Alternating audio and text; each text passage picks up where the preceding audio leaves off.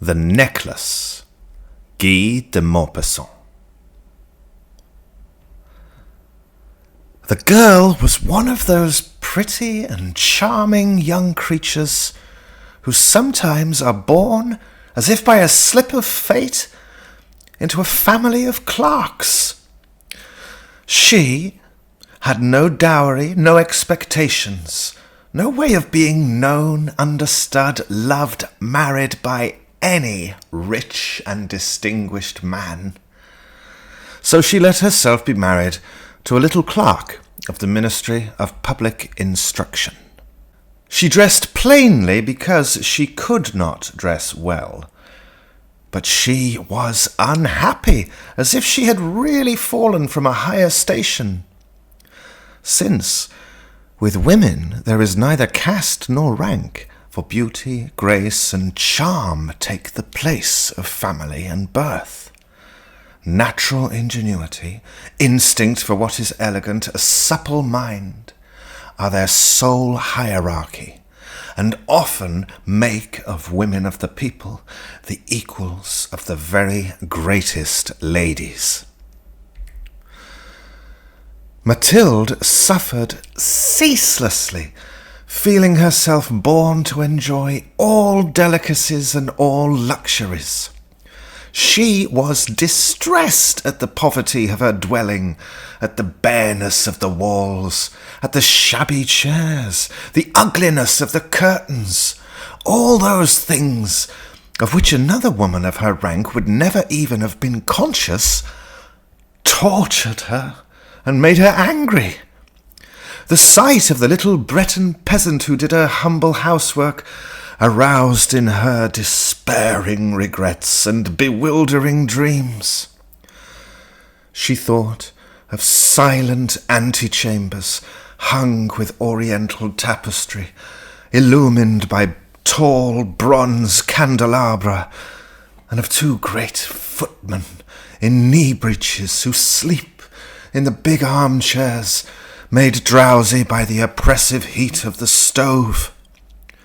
She thought of long reception halls hung with ancient silk, and of the dainty cabinets containing priceless curiosities, and of the little coquettish perfumed reception rooms made for chatting at 5 o'clock with intimate friends, with men famous and sought after, whom all women envy and whose attention they all desire.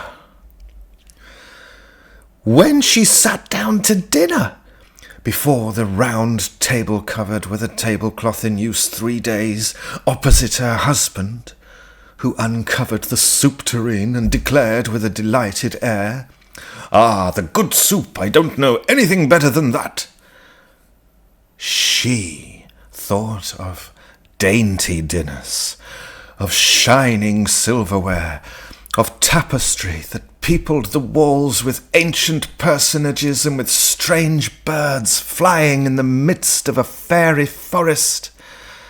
And she thought of delicious dishes served on marvellous plates, and of the whispered gallantries to which you listen with a sphinx-like smile while you are eating the pink meat of a trout or the wings of a quail. She had no gowns, no jewels, nothing, and she loved nothing but that. She felt made for that. She would have liked so much to please, to be envied, to be charming, to be sought after. She had a friend, a former schoolmate at the convent, who was rich, and whom she did not like to go to see any more because she felt so sad when she came home. But one evening her husband reached home with a triumphant air and holding a large envelope in his hand. "There," said he, "there is something for you." She tore the paper quickly and drew out a printed card which bore these words: The Minister of Public Instruction and Madame Georges Ramponneau request the honour of Monsieur and Madame Loisel's company at the Palace of the Ministry on Monday evening, January 18th. Instead of being delighted, as her husband had hoped, she threw the invitation on the table crossly, muttering, "What do you wish me to do with that?" "Why, my dear, I thought you would be glad. You never go out, and this is such a fine opportunity. I had great trouble to get it. Everyone wants to go. It is very select, and they are not giving many invitations to clerks. The whole official world will be there." She looked at him with an irritated glance and said impatiently, "And what do you wish me to put on my back?" He had not thought of that. He stammered, "Why, the gown you go to the theatre in. It looks very well to me." He stopped, distracted, seeing that his wife was weeping. 2 great tears ran slowly from the corners of her eyes toward the corners of her mouth. "What's the matter? What's the matter?" he answered. By a violent effort, she conquered her grief and replied in a calm voice while she wiped her wet cheeks, "Nothing. Only I have no gown, and therefore I can't go to this ball. Give your card to some colleague whose wife is better equipped than I am." He was in despair. He resumed, "Come, let us see, Mathilde. How much would it cost, a suitable gown, which you could use on other occasions, something very simple?" She reflected several seconds, making her calculations and wondering also what sum she could ask without drawing on herself an immediate refusal and a frightened exclamation from the economical clerk. Finally she replied, hesitating, "I don't know exactly, but I think I could manage it with 400 francs. He grew a little pale, because he was laying aside just that amount to buy a gun and treat himself to a little shooting next summer on the plain of Nanterre with several friends who went to shoot larks there of a Sunday. "But," he said, "very well, I will give you 400 francs, and try to have a pretty gown." The day of the ball drew near, and Madame Loisel seemed sad, uneasy, anxious. Her frock was ready, however.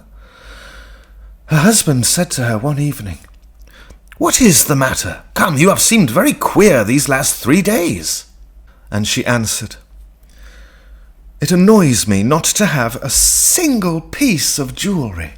Not a single ornament, nothing to put on. I shall look poverty-stricken. I would almost rather not go at all." "You might wear natural flowers," said her husband.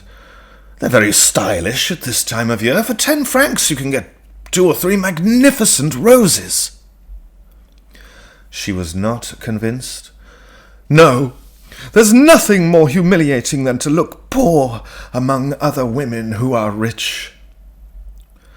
"How stupid you are!" her husband cried. "Go look up your friend, Madame Forestier, and ask her to lend you some jewels. You're intimate enough with her to do that." She uttered a cry of joy. "True! I never thought of it." The next day she went to her friend and told her of her distress. Madame Forestier went to a wardrobe with a mirror, took out a large jewel box, brought it back, opened it, and said to Madame Loisel, "Choose, my dear." She saw first some bracelets, then a pearl necklace, then a Venetian gold cross set with precious stones of admirable workmanship. She tried on the ornaments before the mirror, hesitated, and could not make up her mind to part with them, to give them back. She kept asking, "Haven't you any more?" Why, yes, look further. I don't know what you like. Suddenly she discovered, in a black satin box, a superb diamond necklace, and her heart throbbed with an immoderate desire. Her hands trembled as she took it. She fastened it round her throat, outside her high-necked waist, and was lost in ecstasy at her reflection in the mirror. Then she asked, hesitating, filled with anxious doubt, "Will you lend me this, only this?" "Why, yes, certainly." She threw her arms round her friend's neck, kissed her passionately, then fled with her treasure. The night of the ball arrived. Madame Loisel was a great success. She was prettier than any other woman present, elegant, graceful, smiling, and wild with joy. All the men looked at her, asked her name, sought to be introduced. All the attachés of the cabinet wished to waltz with her. She was remarked by the minister himself. She danced with rapture, with passion, intoxicated by pleasure, forgetting all in the triumph of her beauty, in the glory of her success, in a sort of cloud of happiness comprised of all this homage, admiration, these awakened desires, and of that sense of triumph which is so sweet to woman's heart. She left the ball about 4 o'clock in the morning. Her husband had been sleeping since midnight in a little deserted anteroom with 3 other gentlemen whose wives were enjoying the ball. He threw over her shoulders the wraps he had brought, the modest wraps of common life, the poverty of which contrasted with the elegance of the ball dress. She felt this and wished to escape so as not to be remarked by the other women, who were enveloping themselves in costly furs. Loisel held her back, saying, "Wait a bit. You will catch cold out there. I will call a cab." But she did not listen to him, and rapidly descended the stairs. When they reached the street, they could not find a carriage, and began to look for one, shouting after the cabmen passing at a distance. They went toward the Seine in despair, shivering with cold. At last they found on the quay one of those ancient night-cabs which, as though they were ashamed to show their shabbiness during the day, are never seen round Paris until after dark. It took them to their dwelling in the Rue de Martyrs, and sadly they mounted the stairs to their flat. All was ended for her. As to him, he reflected that he must be at the ministry at 10 o'clock that morning. She removed her wraps before the glass so as to see herself once more in all her glory. But suddenly she uttered a cry. She no longer had the necklace around her neck. "What is the matter with you?" demanded her husband, already half undressed.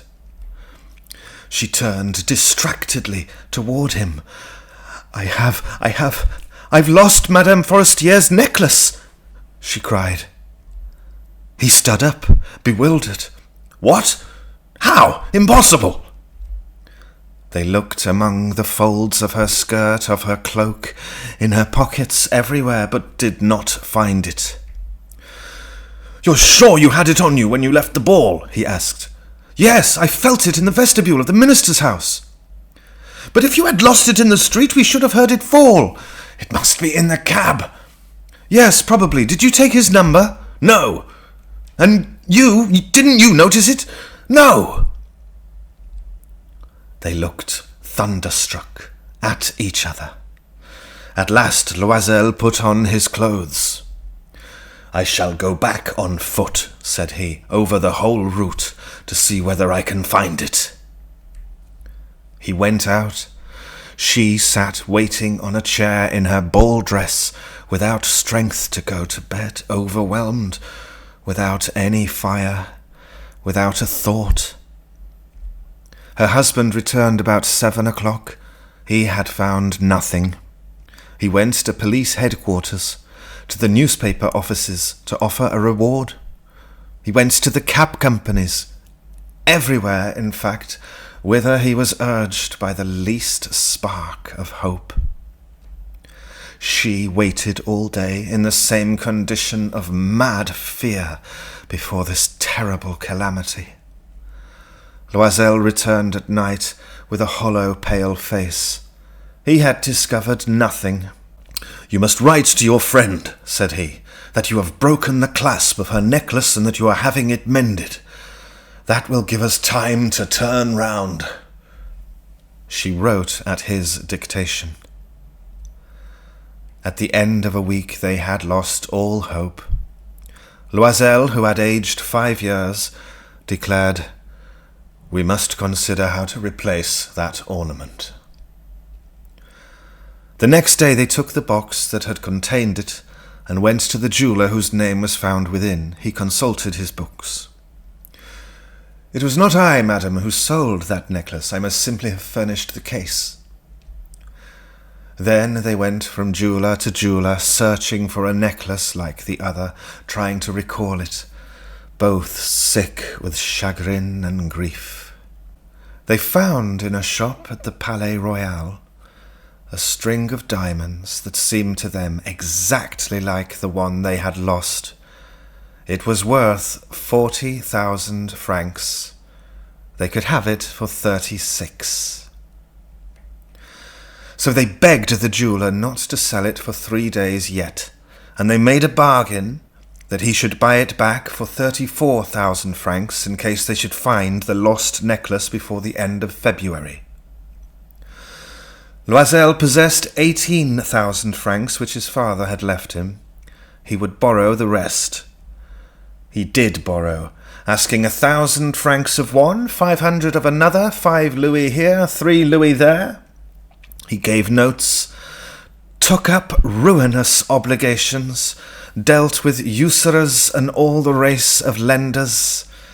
He compromised all the rest of his life, risked signing a note without even knowing whether he could meet it, and, frightened by the trouble yet to come, by the black misery that was about to fall upon him, by the prospect of all the physical privations and moral tortures that he was to suffer, he went to get the new necklace, laying upon the jeweller's counter 36,000 francs.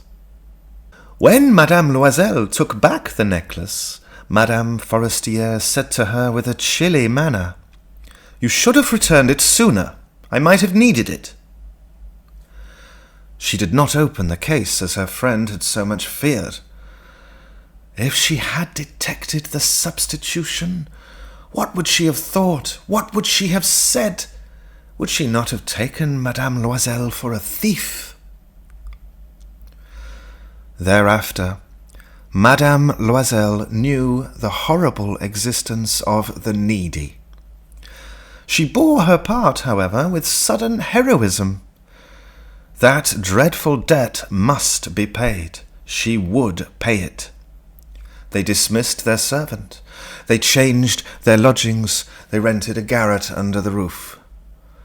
She came to know what heavy housework meant and the odious cares of the kitchen. She washed the dishes using her dainty fingers and rosy nails on greasy pots and pans. She washed the soiled linen, the shirts and the dishcloths, which she dried upon a line. She carried the slops down to the street every morning and carried up the water, stopping for breath at every landing. And dressed like a woman of the people, she went to the fruiterer, the grocer, the butcher, a basket on her arm, bargaining, meeting with impertinence, defending her miserable money, sou by sou. Every month They had to meet some notes, renew others, obtain more time. Her husband worked evenings, making up a tradesman's accounts, and late at night he often copied manuscript for 5 sous a page. This life lasted 10 years. At the end of 10 years, they had paid everything, with the rates of usury and the accumulations of the compound interest. Madame Loisel looked old now. She had become the woman of the impoverished households, strong and hard and rough, with frowsy hair, skirts askew, and red hands. She talked loud while washing the floor with great swishes of water. But sometimes, when her husband was at the office, she sat down near the window and she thought of that gay evening of long ago, of that ball where she had been so beautiful and so admired. What would have happened if she had not lost that necklace? Who knows? Who knows? How strange and changeful is life! How a small thing is needed to make or ruin us. But one Sunday, having gone to take a walk in the Champs-Élysées to refresh herself after the labours of the week, she suddenly perceived a woman who was leading a child. It was Madame Forestier, still young, still beautiful, still charming. Madame Loisel felt moved. Should she speak to her? Yes, certainly. And now that she had paid, she would tell her about it. Why not? She went up. "Good day, Jean." The other, astonished to be familiarly addressed by this plain goodwife, did not recognize her at all, and stammered, "But, madame, I do not know. You must have mistaken." "No, I am Mathilde Loisel." Her friend uttered a cry. "Oh, my poor Mathilde, how you are changed!" "Yes, I have had a pretty hard life since I last saw you, and great poverty, and that because of you." "Of me? How so?" "Do you remember that diamond necklace you lent me to wear at the ministerial ball?" "Yes, well?" "Well, I lost it." "What do you mean? You brought it back?" "I brought you back another exactly like it, and it has taken us 10 years to pay for it. You can understand that it was not easy for us who had nothing. At last it is ended, and I am very glad." Madame Forestier had stopped. "You say that you bought a necklace of diamonds to replace mine?" "Yes. You never noticed it then. They were very similar." And she smiled with a joy that was at once proud and ingenuous. Madame Forestier, deeply moved, took her hands. "Oh, my poor Mathilde! Why, my necklace was paste. It was worth at most only 500 francs. The necklace? Guy De Mauspassant.